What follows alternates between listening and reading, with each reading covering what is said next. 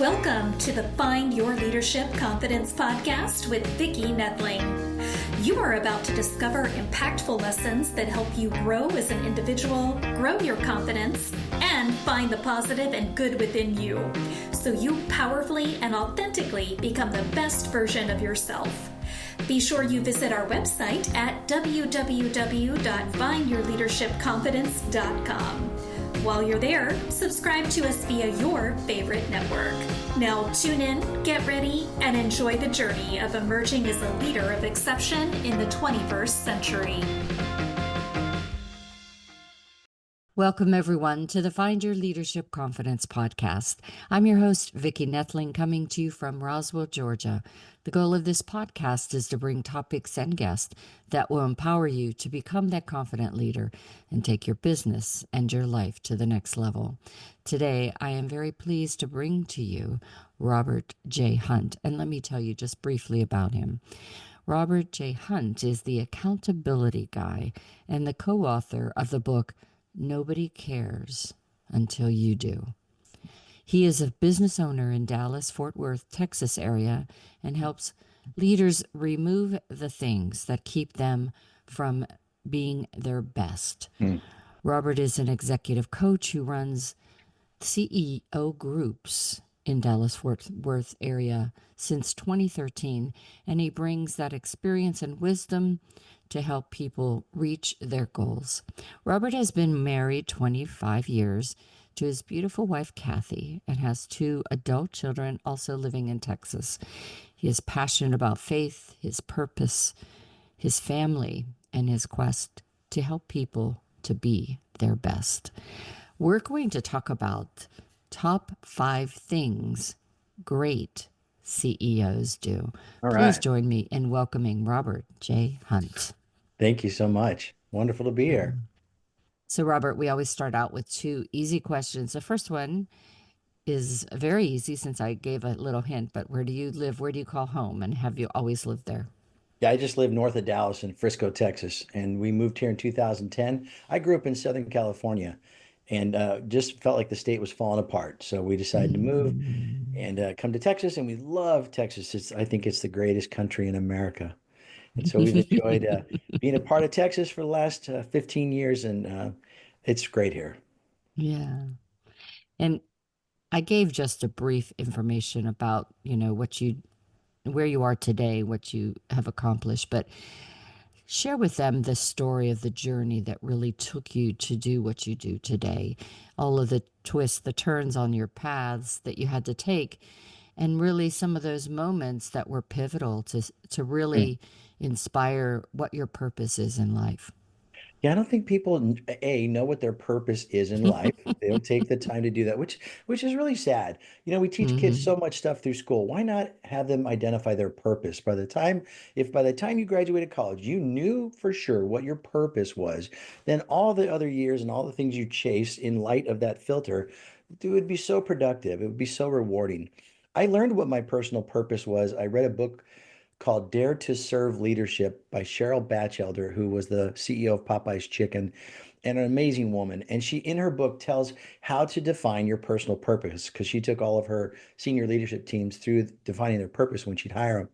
And so when I figured out my personal purpose, which is to help people remove the obstacles that keep them from being their best, that's exactly what my personal purpose is in life. My purpose as a follower of Christ is to honor the Lord with all I do and to help other people find their hope in Christ. And then my second purpose is to be responsible for things He entrusted me with my beautiful wife, Kathy, and our children and family and the relationships around me.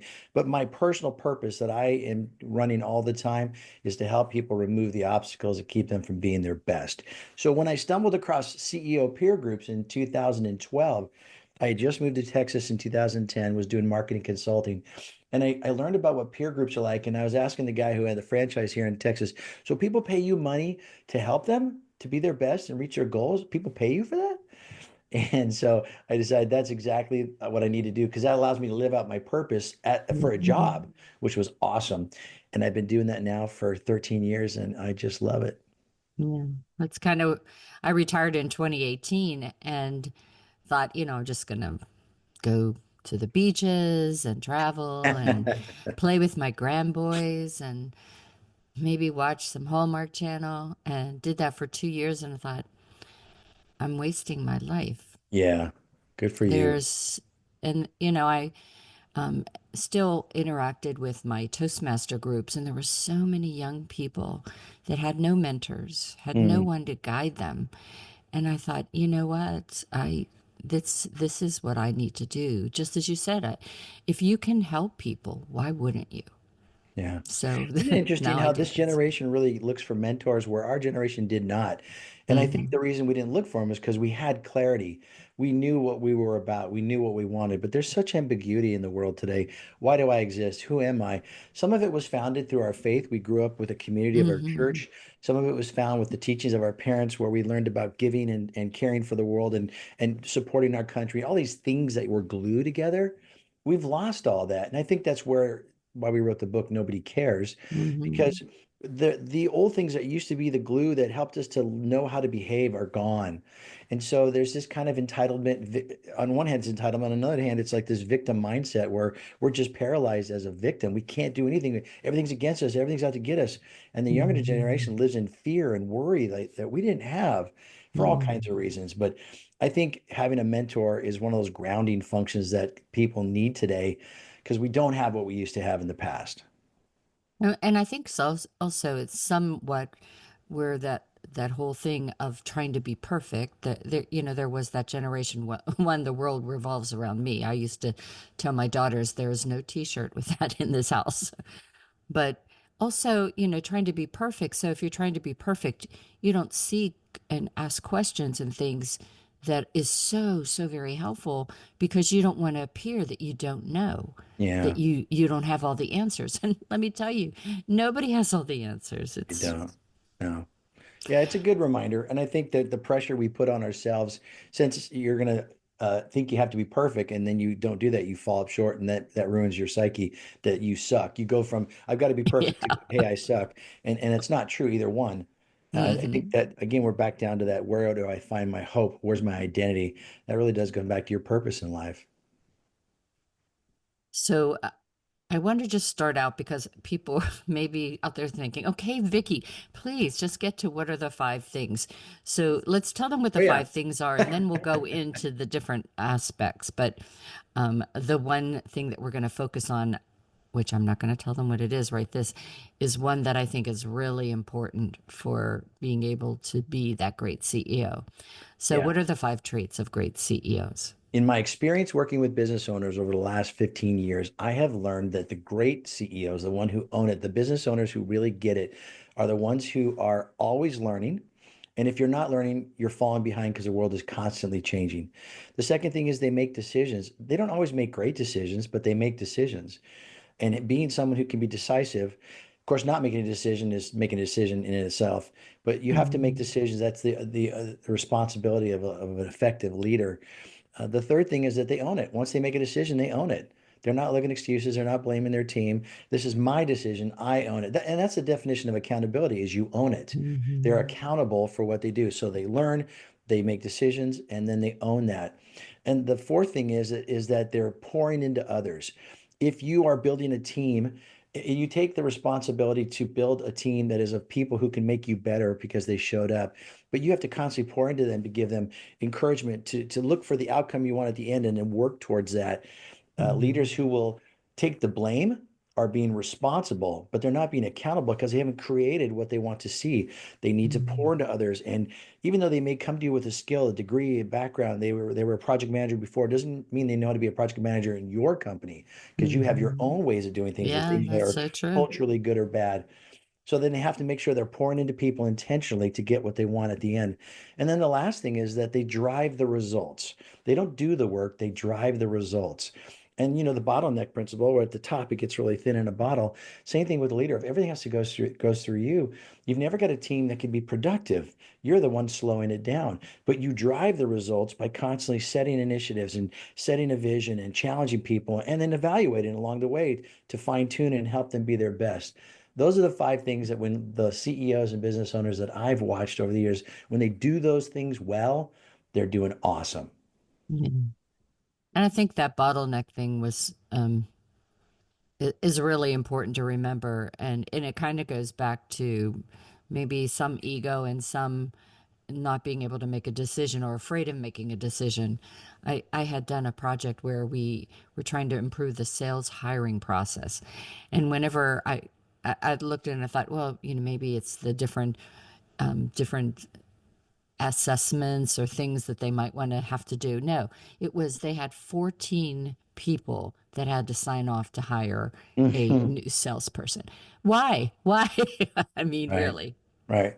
Spread the blame. So, yes, exactly right. Exactly right. And it went way to the top. And it's like the CEO should never ever have to sign that sheet of paper. Right. And Never. what's interesting is that was set up by someone who said we need 14 people to sign off on this for some. Hmm. It's that same kind of thing where you go to a dressing room and you want to try and close and they say only 3 garments. That's for the people who are honest. The people who are going to steal are going to take 6 garments in and walk out with 2 left that they already pocketed. So it doesn't Hmm. apply to us, but we make up goofy rules to do workarounds instead of driving and creating the behavior we want.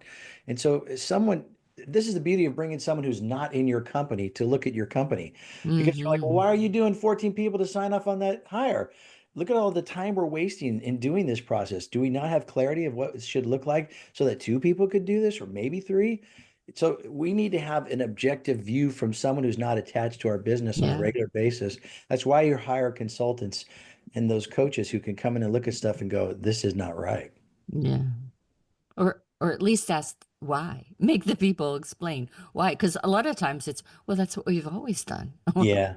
Yeah. But yeah, that was then. This is now. Why? You remember that story about the mom, the ham, the Easter ham in the pan?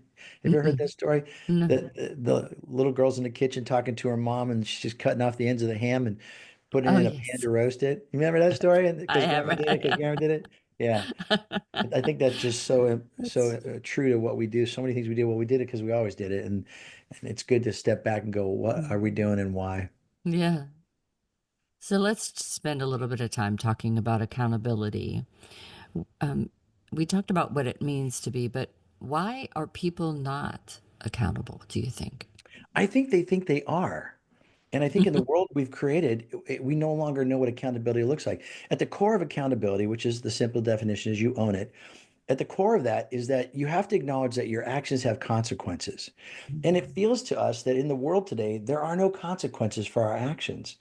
I can do whatever I want to do on social media, light you up, say horrible things, and just walk away. No harm, no foul. I can go to work and not be happy with my job and just sue somebody or just stop working and quiet quitting and all these things that we've been talking about over the last few years. Mm. There are no consequences for our actions. And a lot of it is paralyzing leaders who worry about, as they would define it, hold someone accountable. You really can't hold anyone accountable. That phrase is a misnomer. But I have employees that aren't doing what I want them to do, and I want to stop them or encourage them to do something, but I can't because I think I'll get sued. I can't because they might quit. I can't because they're difficult to deal with. And we keep saying all these limiting thoughts about I can't, but we're not owning it. What Yeah. you really mean is I won't. You say I can't, but you're Mhm. saying I won't. So I Mhm. think in a lot of cases, most people would think I showed up at work there, I'm accountable. But actually, at that moment, you're being responsible. You put your butt in the chair, Mhm. you showed up, here's your check, we're even. But what we want is people who look around and go, wait, why was I hired? When I went through the 14 person interview, Mhm. what were they telling me I was supposed to do? But instead of doing that, you do what the least amount you have to do to keep your job. And we get to this place where we're just disgruntled and frustrated and we just kind of give up, pull back, and we minimize everything. It's safer that way. But if you're really truly going to be accountable, you have to look at why you were hired and what the company's trying to do. And you just do what you're supposed to do because that's what you should do when you're accountable. And we don't have that mindset anymore. We've lost that. Mhm. One of the things when I first got into a, a large company, and I I was used to working in an accounting firm where I did just about all things. And then I worked for one girl office for a year where I did do all things. And so whenever I went into larger corporations, I just was used to, and I guess what made me a better project lead was I would look at things and see how I could improve it. Yeah. And I had some manager, not leader, but some managers set me aside once and say, you got to stop that because you're setting a precedence. And I was like, but Yeah. don't you want all your people to do more, to look out, to be innovative? Yeah. And it was easier to contain them by just doing what was on your checklist, if you will. Well, people get burned. I mean, if you want an excuse, you can find one. We Mm, talk about in the book that there are four things that trap us. You make excuse, you blame, you say you can't, or you wait and hope. All those things keep us as a victim. And if you have a boss who's saying, "Hey, don't go out and start doing that because it's going to backfire on you. You're going to get in trouble mm, for something." And in their journey, that's what they've seen. So they blame the journey, they blame the owner of the company, they make excuses, and all this is doing is holding us as victims where we go to work and we're just miserable. It's just no mhm. fun anymore. We have the power and authority and the opportunity to create the life we really want, which is including your work, where you spend way more time at work than you do at home, at least awake. You might sleep eight Yeah, hours, but your hours at home enjoying life are a fraction of what you spend at work. And so why not really be at work and yeah, enjoy it? And you can if you own it. yeah. So, how do you advise these CEOs or leaders, managers to be accountable? How do they make their employees accountable? How to instill that feeling of ownership? Yeah, you really can't make anyone be accountable. We use that phrase a lot. I'm going to hold you accountable, but we really can't. Because if I ask you to do something and you don't do it, I go, hey, come on, you got to do that. And then if you don't do it, I go, come on, you got to do that. And we spend all of our time just repeating the same thing over and over again. And if we, for some reason, just get sick of it and we fire someone because they don't do it, we're still the one being accountable. They just leave and take their unaccountability somewhere else. We're the ones being accountable. So what you Hmm. can do as a leader is to create a world where you model accountability and Hmm. you set that as the bar for behavior and you give people the opportunity to rise up to that by showing them what it looks like by the way you behave. And you create a world where we don't let excuses and blame go through the company. We don't allow people to say we can't. We ask them to go back and figure out why and make a way to solve it. Um, or we don't create a world where there's no follow up so people can just wait and hope it gets better. What happened with the Johnson account? Well, I called him. You're just going to wait and hope he calls you back. That's it. Case closed. Drive over to their office and knock on the door and ask them what's going on if it's important. So we've not created a sense of accountability in the culture. People won't do Hmm. it. So if you want a place that's full of accountable people, you start by modeling accountability in how you live and how you run your business. Very good. So, what are the benefits then both the employer and the employee will get from having their um, being accountable? Yeah, I'll tell you from my own experience, it's life is better when you own it. My Mm, beautiful wife and I owed $90,000 in debt, and that did not include the house or the cars. And we were miserable. And it wasn't until we stopped and said, look, this is not the life we want to live. We need to change something. We were angry at God. We were angry at each other. We were frustrated. I wasn't enjoying my business. Everything was a stress. And so we sold our house and started over. We took all that money and paid off all the debt and started over. And it gave me such clarity and peace that it affected how I run my business, how my marriage was, how my friendships were, everything. And so if you want the life that you really want, you first identify what that looks like, and then you compare it to, am I living the life I really want? That's why in our book, at the beginning of the book, we ask people to take a satisfaction assessment. mm, Satisfaction creates energy. And we all need more energy. Work is hard, life is hard. So if I'm doing stuff that I enjoy, I create energy, I'm more productive. So we ask them to take an assessment and you declare to yourself honestly, are you satisfied in your personal and your professional life? And if you're not, why? And it's at that moment that you start looking at, well, I'm making excuses or I'm blaming something or I'm saying, well, there's nothing I can do about it. Or I'm just going to wait and hope it gets better. We did all those things in our personal life. I did those things in my business. And I created a mindset that was not accountable. But it wasn't until I stepped back and really looked at it honestly that I realized, oh my gosh, I'm not living the life I want. So mm. if you want to have a company the way you want to and a life the way you want to, you have to own that. And that comes by you declaring whether you're satisfied or not. But the benefits that is enjoying a rich life, a productive business. It's way better. So, before we get into talking a little bit about your book in the last few minutes, recap the five things for them again. The five things that great CEOs do. Hmm. CEOs are always learning. They're making decisions. They own it. They pour into others and they drive results. Very good. All right, so nobody cares until you do.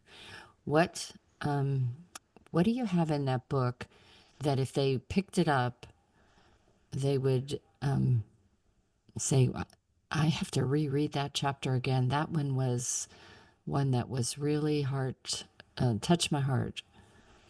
Is there Well, any, is it the whole book that way? yeah, I mean, we tell so many personal stories. My friend Salem Thine and I wrote it together because we wanted to be accountable to getting a book published. So we did it together because accountability comes from vulnerability. It comes from Hmm. inviting someone into your story to say, "Here's what I want to do," and they go, "Well, what are you going to do? When are you going to do it? How's it going to go?" That's what coaches do. I do executive coaching, and I don't tell people what to do, but I ask them, "What do you want to do? Let's figure out a plan."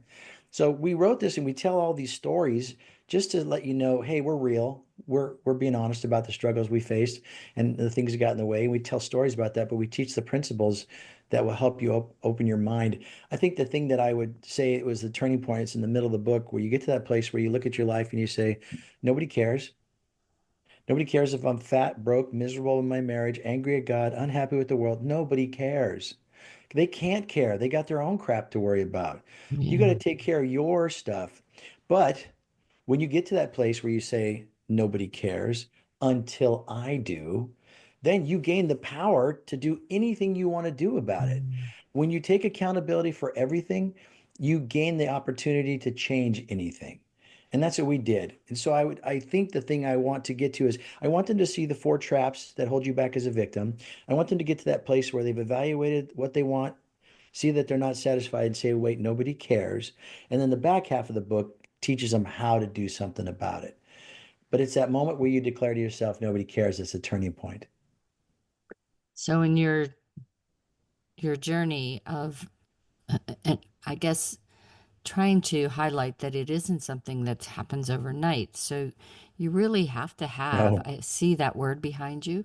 You have to almost start to be grateful for what you do have instead of wishing what you don't have.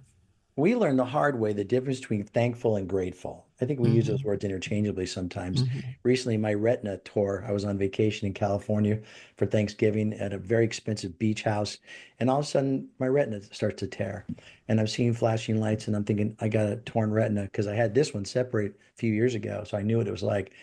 So I called the guy's office and he's like, "Yeah, if you can get back, we'll do the surgery."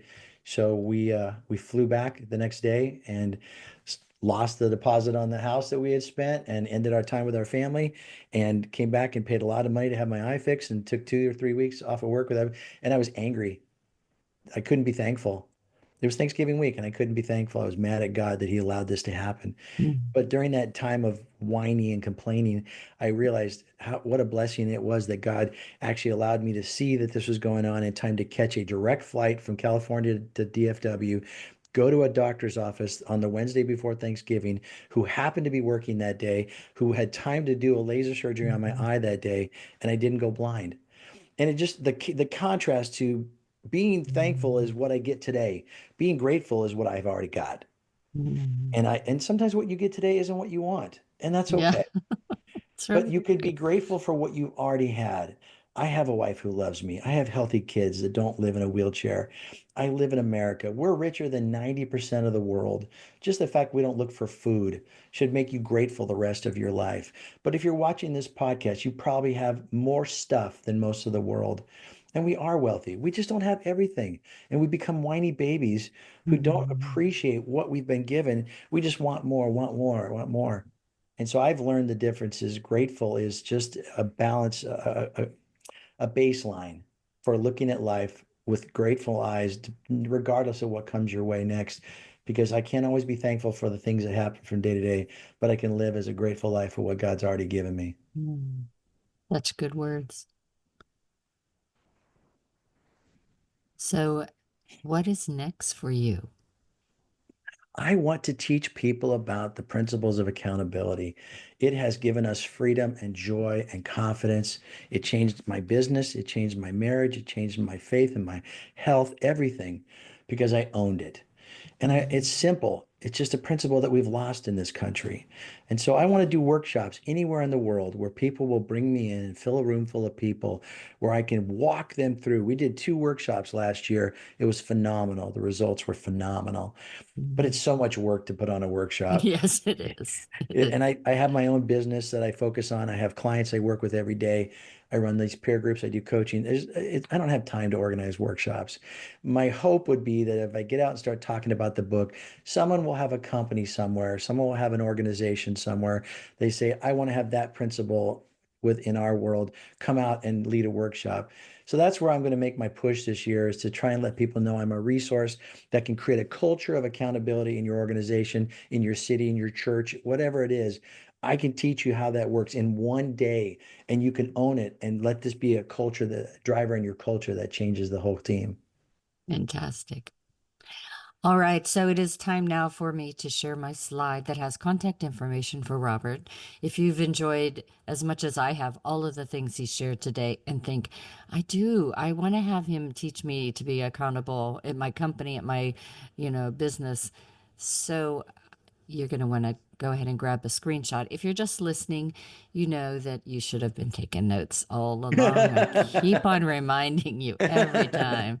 But anyway, I have all of this information on my Vicki Nettling YouTube channel and on my findyourleadershipconfidence.com website. So please subscribe so you stay in touch and tune. All right. So the website is refdallas.com. That's refdallas.com. refdallas.com. On Facebook, it's Nobody Cares 2022. That's initial cap, Nobody Cares 2022. LinkedIn is Robert, oh, no J there, Robert Hunt, No, it was CEO. taken, believe it or not. Oh my goodness. Instagram is Nobody Cares Book, and YouTube is at Nobody Cares Book 6826. I'm going to turn it over to Robert. He will tell you what he has out there on his website that might be a great resource for you, things that he puts out on social media and YouTube, and as well as his other call to action for you today. Yeah, the very simplest thing to do is a free assessment on our website, nobodycaresbook.com. Go there for free. You can take this assessment. We don't ask for your personal information, it's private to you. But go and take the assessment and look at your life and say, am I satisfied with my personal and my professional life? And if not, what are you going to do about it? And it's at those moments that you have to declare to yourself, nobody cares if I'm miserable in any area of my personal professional life until I care enough to do something about it. So go take that assessment. If you want to follow me on LinkedIn, I'm sharing stories that I learned from working with CEOs and business owners. And when I learn something, I like to share it with the world, because if someone else is going through it in my groups, I'm sure someone else is also dealing with that. So you can follow me on LinkedIn also. And we're just trying to help be of value to the community. So if you have questions, we'd always be happy to talk to you. Fantastic. Well, Robert, thank you so much for joining me today. It's been great having this conversation with you. Lots and lots of things that will be helpful to people. But I think really the key and really what you're trying to share is how to help people find the ways to be more accountable. And it does, it does make your life better that way. It does. Yeah, it does. Thank you for As having me always, on the show. you're so very welcome. As always, I remind everyone that life is a journey and it's up to you to enjoy the ride. This is Vicki Nettling signing off. Thank you for tuning into the Find Your Leadership Confidence podcast with Vicki Nettling, where we share impactful lessons that help you grow as an individual, grow your confidence, and find the positive and good within you so you powerfully and authentically become the best version of yourself. Remember to visit our website at www.findyourleadershipconfidence.com and enjoy even more great episodes like this one. Again, while you're here, subscribe to us via your favorite network. We look forward to seeing you next time on the Find Your Leadership Confidence podcast.